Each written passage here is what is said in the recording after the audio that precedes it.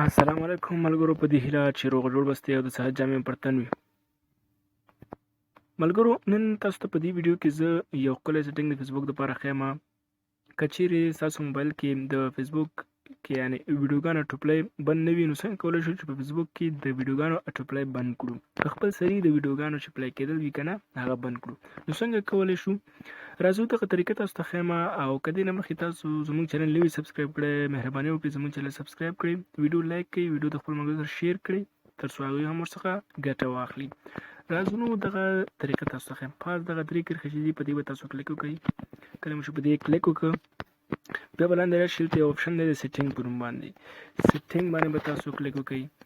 په سیټینګ مو چې کله کلیک وکړه، بیا به لاندې راشئ، دلته بل اپشن دی د میډیا په نوم باندې. په میډیا کې به تاسو بیا دلته یو اپشن دی د نیور اټوپلی ویډیو، په دې باندې به تاسو ټیک مار آن کړئ.